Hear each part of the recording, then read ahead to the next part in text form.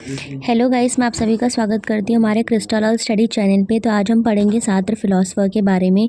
तो यहाँ पे इनका फुल नेम है जीन पॉल सार्त्र, जो कि बॉर्न होते हैं 1905 में, डाइड होते हैं 1980 में। ये एक फ्रेंच एग्जिस्टलिस्ट फिलोसोफर हैं, प्ले राइटिस्ट हैं, नॉवेलिस्ट हैं और पॉलिटिकल एक्टिविस्ट भी रह चुके हैं।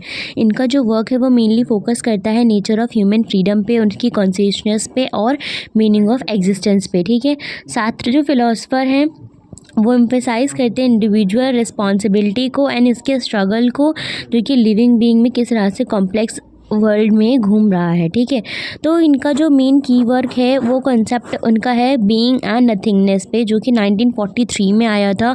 और यहाँ पे ये एक्सप्लोर करते हैं अपनी थीम ऑफ एक्सटर्नलिज्म को, फ्रीडम को एंड रिस्पॉन्सिबिलिटी को। साथ डिस्कस करते हैं कि किस तरह से ह्यूमन बीइंग डिफाइंड है अपनी खुद की चॉइस से, अपने एक्शन से, अपने वर्क से। अब यहाँ पे हम बात करेंगे बीइंग एंड नथिंगनेस की। बीइंग एंड नथिंगनेस जो कि है 1943 का, और इन हिज फाउंडेशनल टेक्स्ट साथ डिस्कस करते हैं ह्यूमन एग्जिस्टेंस के बारे में, फ्रीडम के बारे में, कॉन्सिक्वेंसेस के बारे में, examining how work and action shape our own identity. तो किस तरह से हमारा वर्क, हमारे एक्शंस हमारी आइडेंटिटी को दिखाते हैं। सेकेंड पॉइंट आता है एक्सटर्नलिज्म इज़ आ ह्यूमनिज़म, जो कि आया था 1946 में इनके वर्क में। और इन्होंने यहाँ पे पब्लिक लेक्चर भी दिया था जिसमें कि इन्होंने एक्सप्लेन करा एक्सटर्नलिज्म के बारे में और एम्फेसाइज़ करा पर्सनल रिस्पॉन्सिबिलिटी और मीनिंग के बारे में ह्यूमन के। फिर थर्ड वाला आता है क्रिटिक ऑफ डायलेक्टिक रीज़न 1960। साथ एनालाइज करते हैं यहाँ पे कि सोशल स्ट्रक्चर के बारे में, लेबर के बारे में और किस तरह से ह्यूमन का हिस्ट्री और इंडिविजुअल कॉन्सिक्वेंसेस के बारे में। अब हम बात करेंगे उनके थीम वर्क की। थीम वर्क जो उनका है एक्सटर्नलिज्म पे है। तो साथ की फ़िलासफ़ी यहाँ पे रिवॉल्व अराउंड करती है ह्यूमन बीइंग किस तरह से फ्री है, किस तरह वो रिस्पॉन्सिबल है अपने लाइफ में, अपनी मीनिंग ऑफ लाइफ में। और साथ के एक्सटर्नलिज्म में इन्होंने एक रूटेड वर्क भी बताया है। उन्होंने बिलीव करा है कि जो एग्जिस्टेंस होता है वो प्रीसीड होता है एक्सटेंस से, मीनिंग से। ह्यूमन के खुद के एग्जिस्ट के साथ जो ह्यूमन एग्जिस्ट कर रहा है और डिफाइन करता है themselves through their action, choice and experiences. Gaze of another person. तो अब हम बात करेंगे गेज ऑफ अनदर पर्सन। यहाँ पे सात्र बताते हैं इस कंसेप्ट में कि गेज रेफ़र करता है कि किस तरह से इंडिविजुअल अवेयर है अपने खुद के लिए, कैसे वो अपने आप को ऑब्जेक्ट देखता है when another person look at him. तो जब कोई दूसरा इंसान तुम्हें देख रहा है तो वो हमें किस तरह देख रहा है, एज एन ऑब्जेक्ट देख रहा है। क्यों? क्योंकि हम लोग भी उनको एज एन ऑब्जेक्ट ही रेफ़र कर रहे हैं। तो gaze of other causes are shift from being a subject to an object. ठीक है, बीइंग फॉर इटसेल्फ पे किससे शिफ्ट हो गया है, बीइंग इन इटसेल्फ में। यहाँ पे कुछ इम्प्लीकेशंस भी हैं गेज ऑफ अनदर पर्सन से रिलेटेड। तो यहाँ पे ये क्रिएट करते हैं ऑटोनॉमी बोथ ऑन रिकॉग्नाइजेशन में और ऑब्जेक्टिफिकेशन में, जहाँ पे ये फॉर्म करते हैं इंटर सब्जेक्टिविटी के बारे में, जिसमें बताते हैं किस तरह से रिलेशन है कॉन्सिक्वेंसेस बीइंग के ऊपर हमारा।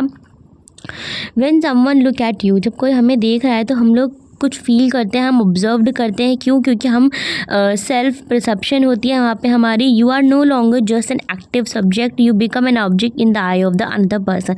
तो सामने वाले के पर्सन के आई में हम लोग किस तरह एज एन ऑब्जेक्ट वो हमें देख रहा है, हाँ, एज एन सब्जेक्ट नहीं देख रहा है। Being for itself, being in itself. तो बीइंग इन इटसेल्फ में हम बात करेंगे कि किस तरह से एग्जिस्टेंस होता है ऑब्जेक्ट का, non consciousness and lack of self awareness भी होती है। They simply are, they determine and do not have freedom. तो जिस तरह से अपने आप को दिखा रहे हो तुम वही होगे और कोई फ्रीडम तुम्हारे पास नहीं होगी। फॉर एग्जाम्पल अ रॉक, अगर हम एक रॉक को देखें तो वो एग्जिस्ट कर रहा है बट वो रिफ्लेक्ट नहीं कर पाता अपनी खुद की एग्जिस्टेंस को। सेकंड पे आता है बीइंग फॉर इटसेल्फ। तो बीइंग फॉर इटसेल्फ में ह्यूमन कॉन्शियसनेस होती है, सेल्फ अवेयरनेस होता है और रिफ्लेक्ट करता है अपनी खुद की एग्जिस्टेंस को। जैसे कि ह्यूमन है, ह्यूमन के पास फ्रीडम है कि अपनी एग्जिस्टेंस को वो रिफ्लेक्ट कर सके सोसाइटी में। अब हम यहाँ पे बात करेंगे डेकार्ट के व्यू का एंड सार्त्र की क्रिटिक का। यहाँ पे डेकार्ट की फ़िलॉसफी, यहाँ पे डेकार्ट कहते हैं कि बिलीव करते हैं थिंकिंग पे कि जो एक्सेंस ऑफ ह्यूमन एग्जिस्टेंस है वो एक्सप्रेस्ड होता है I think therefore I am से। According to himself consciousness जो है वो फाउंडेशनल रियलिटी है किसकी, ह्यूमन की। यहाँ पे साथ क्रिटिक करते हैं डेकार्ट को कि वो फोकस करता है किस पे, एलिमेंट ऑफ एग्जिस्टेंस में वो आर्ग्यू करते हैं कि फ्रीडम और एक्शंस जो होते हैं वो ज़्यादा इंपॉर्टेंट है ह्यूमन आइडेंटिटी के लिए, ना कि थिंकिंग। साथ ये भी कहते हैं कि एग्जिस्टेंस जो है वो प्रोसीड करता है हमारे एक्शंस को। ह्यूमन फर्स्ट एग्जिस्ट, ह्यूमन को पहले खुद एग्जिस्ट होना आना चाहिए, किस तरह से उसके एक्शंस होते हैं, ना कि उसकी एबिलिटी और थिंकिंग आती है। इसके बारे में हम बात करते हैं कॉन्शियसनेस एज एन ऑब्जेक्टिव। साथ एम्फसाइज करते हैं consciousness is always directed toward something. तो कॉन्शियसनेस क्या होता है कि हम किस तरह से डायरेक्टेड हो रहे हैं toward something. The concept of intentionality के बारे में बात करते हैं कि सब्जेक्टिव जो है ऑब्जर्वर वो डिटैच हो रहे हैं अपनी टीक से, और रेदर देन एक्टिव पार्टिसिपेशन, उनका एक्टिव पार्टिसिपेशन होना चाहिए वर्ल्ड के अकॉर्डिंग, बट नहीं हो रहा होता है। क्यों? क्योंकि वो एज एन ऑब्जेक्टिव देखे जा रहे हैं। Freedom and responsibility as a subjective observer, अगर हम सब्जेक्टिव ऑब्जर्वर अगर होंगे तभी a person can fundamentally free और रिस्पॉन्सिबल होगा और इंटरप्रेट करेगा अपने आप को, अपने रिस्पॉन्ड को वर्ल्ड के अकॉर्डिंग। साथ का कॉन्सेप्ट जो है फ्रीडम के ऊपर वो इम्प्लीमाइज़ करते हैं कि इंडिविजुअल जो है वो कि चूज़ कर सकते हैं अपने एक्शंस को, अपने मीनिंग को और एक्सटर्नल सर्कमस्टांसेस को भी। Alienation and gaze of the other, तो गेज ऑफ अदर डिस्कस्ड हमने अर्लियर भी करा, जो कि क्रिएट करता है the objective observer. While individual are free and self defining, they realize that they are preserve by the others sense of alienation and objectification. When you are being watched, अगर कोई हमें देख रहा है, you might become to question how others see you. तो जिस तरह अगर कोई हमें देख रहा है तो हमें ये क्वेश्चन माइंड में आता है कि वो हमें क्यों देख रहा है, हमने ऐसा क्या कर दिया। तो जिस तरह से हमारे एक्शन अकेले में रहे होंगे, क्या जब कोई हमें देख रहा है, इंटरसब्जेक्टिविटी हमारी कर रहा है, तो क्या हम उस टाइम भी वही एक्शन कर रहे होते हैं? नहीं। क्यों? क्योंकि हमें शाइनेस फील होती है। तो इसका मतलब हम कोई ऑब्जेक्ट नहीं है, हम सब्जेक्ट हैं। सेल्फ कॉन्शियस के बारे में अब हम देख लेते हैं। तो सब्जेक्ट ऑब्जर्वर जो होते हैं वो क्रिटिसाइज़ करते हैं सेल्फ कॉन्शियस को, और अवेयर होते हैं अपनी खुद की एग्जिस्टेंस को और रिफ्लेक्ट कर सकते हैं उसको। A person who constantly question their choice or identity, they are living authentically. तो जो पर्सन अपने ही चॉइस को क्वेश्चन कर सकता है, अपनी आइडेंटिटी को क्वेश्चन कर सकता है, वो लिव कर रहा है एज एन सेल्फ रिफ्लेक्शन, और बीइंग फॉर इटसेल्फ में है। हम यहाँ पे बात करेंगे subjective observer versus objective observer. तो सब्जेक्टिव ऑब्जर्वेशन जो होती है वो रेफर करती है न्यूट्रल होती है, डिटैच्ड होती है हमारे प्रिजर्विंग द वर्ल्ड से। ऑब्जर्वर जो है वो रिमेन अनइफेक्टेड होता है पर्सनल के बायसनेस और इमोशंस के थ्रू, नेचुरल साइंस के थ्रू उसका गोल वो समझ रहा होता है। ऑब्जर्वर जो होता है वो सीख करता है, अंडरस्टैंड करता है फिनोमिना को इंडिपेंडेंट ऑफ सब्जेक्टिव इंटरप्रेशन के थ्रू।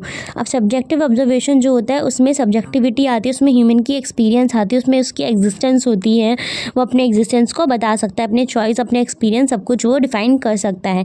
अब यहाँ पे साथ के दो कॉन्सेप्ट है, प्री रिफ्लेक्टिव और रिफ्लेक्टिव कॉन्शियसनेस को लेकर। तो प्री रिफ्लेक्टिव कॉन्शियसनेस क्या होती है हम वो देखते हैं। प्री रिफ्लेक्टिव कॉन्शियसनेस है जो कि रेफर करती है हमें immediate and direct experience of the world को, जो कि अकर हो रही है रिफ्लेक्शंस के थ्रू और सेल्फ अवेयरनेस के through. If non self consciousness expect of consciousness है, तो where we are emerge in the present movement and engage in the world around us. तो यहाँ पे इसका कुछ कैरेक्टरिस्टिक्स भी है कि प्री रिफ्लेक्टिव कॉन्शियसनेस जो होती है वो इमीडिएट होती है और अनइमीडिएट एक्सपीरियंस भी होती है। इसका कोई it is a direct and not involve thinking about the experience और ऑब्जेक्ट ऑफ द परसेप्शन। तो ये डायरेक्ट होती है और इन्वॉल्व नहीं करती है थिंकिंग या फिर एक्सपीरियंस के ऊपर। Being in the world, basic existence होता है इसका हमारे वर्ल्ड में और इंटरेक्ट करते हैं हमारे इन्वायरमेंट के थ्रू विदाउट ये एनालाइज करे और रिफ्लेक्ट करे कि क्या उसका एग्जिस्टेंस निकल के आएगा। रिफ्लेक्टिव कॉन्शियसनेस में हम देखते हैं स्टेप बाय स्टेप देखते हैं और इमीडिएट एक्सपीरियंस होता है ये, जो फिर रिफ्लेक्ट करता है और एनालाइज भी करता है। कॉन्शियसनेस जो है वो हमें अलाउ करती है एग्जामाइन करने के लिए, थिंक करने के लिए क्रिटिकली हमारे खुद के सेल्फ के बारे में, हमारे एक्शन और मूवमेंट्स के इन्वॉल्वमेंट्स के बारे में। तो यहाँ पे इसके कुछ कैरेक्टरिस्टिक्स हैं, ये आप देख सकते हैं। Concept of same and others look. Same arise when we observe through the others eyes. अगर हम लोगों को सेम कब महसूस हो रहा होता है जब हम किसी और के देखते हैं कि वो हमें देख रहा है, जैसे कि लिसनिंग एट द डोर और हियरिंग फुट स्टेप, जब हम किसी की आवाज़ सुन लेते हैं या फिर फुट स्टेप्स के सुन लेते हैं तो हमें ऐसे लगता है कि कोई हमें पीछे से जज कर रहा है, कोई हमें देख रहा है। तो ये हमारा you become aware of yourself as an object in that case, और हम लोग यहाँ पे पावरलेस हो जाते हैं क्योंकि हमें ऐसा लगता है कि कोई हमें क्यों देख रहा है।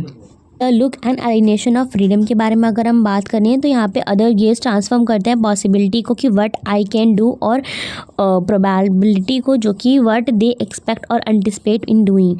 If I plan to hide in the dark corner, the observance can turn my hiding into an opportunity to expose me with a flashlight। तो यहाँ पे इन्होंने बात करी है अदर गेज के बारे में कि जो पॉसिबिलिटी है यहाँ पर कि हम क्या कर सकते हैं और किस तरह से हम लोग एंटिसिपेट भी हो सकते हैं दूसरे के थ्रू। तो यहाँ पे इन्होंने एग्जांपल दिया कि डार्क कॉर्नर पे अगर हम हाइड हो जाएं तो हम लोगों की प्रेजेंस को देखा जा सकता है किसके थ्रू, फ्लैश लाइट के थ्रू। माई इम्पैक्ट क्या पड़ेगा अब यहाँ पे लुक का, तो माई फ्रीडम बिकम लिमिटेड, तो यहाँ पे हमारी फ्रीडम क्या हो जाएगी, लिमिटेड हो जाएगी दूसरों के एक्शंस और इंटरप्रेशंस के थ्रू।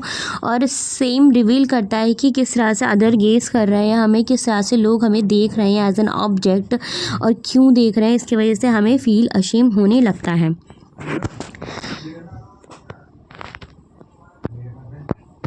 अब फिर से यहाँ पे यही बात हो रही है, being as an object, being for an object, तो ये वही है, फिर से बात हो रही है।